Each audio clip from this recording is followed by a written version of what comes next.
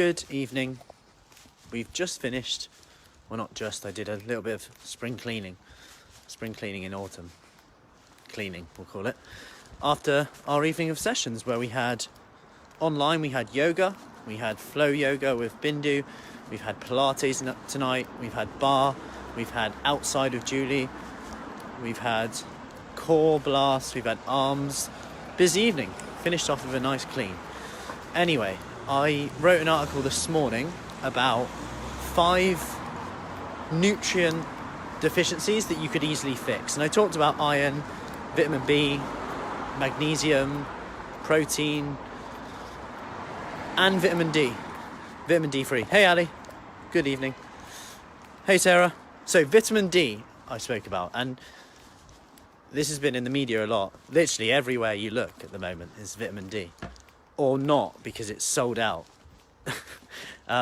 So it's hardly surprising, first off, if you missed the article, I'll explain it now, Ali.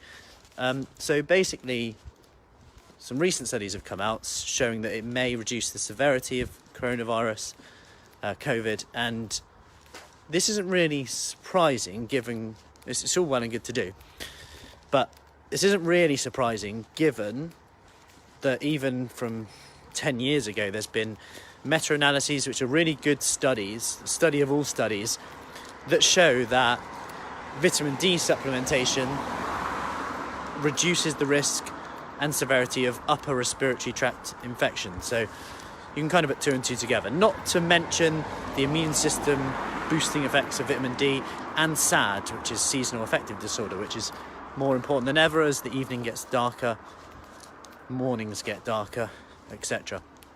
So with regards to vitamin D, I got asked a few questions. How much is enough? Hey Sally. And this is a difficult thing to answer because we're unsure. Unless you have actual blood results, you're unsure how much you actually have. But what I will say is there was one study where they gave people 4,000 IU a day, up to, for 12 weeks. Now, just to put this in perspective, Vitabiotics, which are a really good brand, right? Like, as in, like, well-known.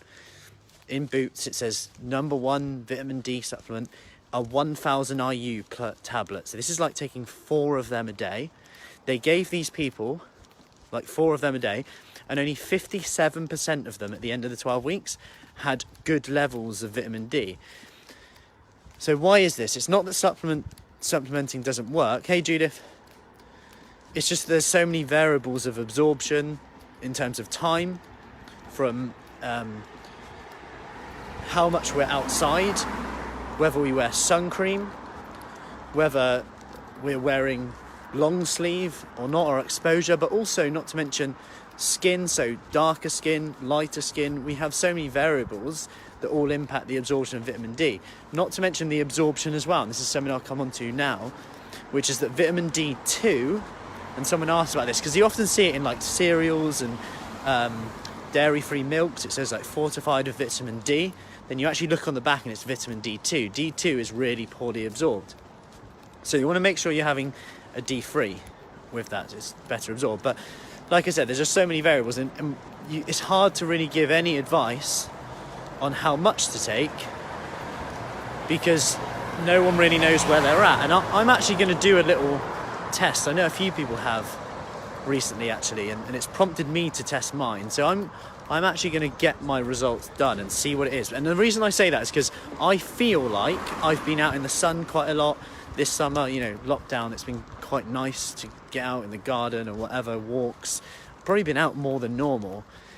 And on days I haven't, I've actually supplemented with it. So I'd be interested to see if mine's good, optimal, or even low. And the reason I bring this up is often it's very easy for us to go, oh, you know what, I'm out in the sun quite a bit. But just consider that when you're out in the sun, if you're out in the sun between, say, October and April, the vitamin D level is actually very low. You don't get much vitamin D from the sun during those winter months.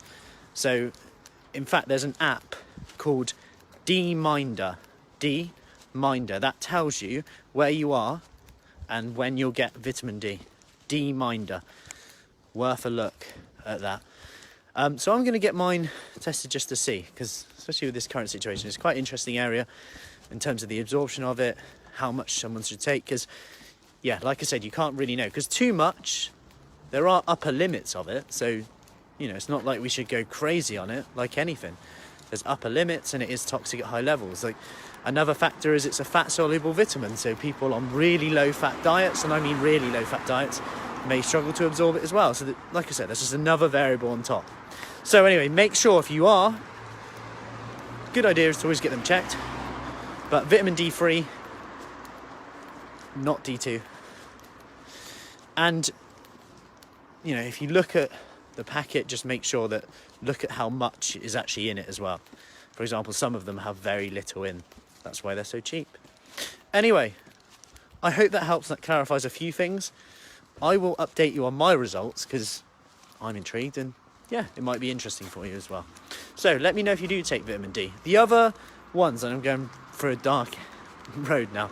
The other ones I talked about were iron, and I'll just show you a quick one with the iron because a lot of people, and I guess I take this for granted because obviously I know it, and you know, that's just how it works. But when you don't know this, it's a very simple way to get iron in if you're vegetarian. So if you're vegetarian and you're a bit worried about getting iron absorption in, avoid tea and coffee around your meals. Hey, Nicola. So avoid tea and coffee around your meals. This reduces the absorption of iron. And also around your meals, so say you're having lots of greens and beans, for example, which contain iron but not a very absorbable source of iron. So around those meals, make sure you have some vitamin C, okay?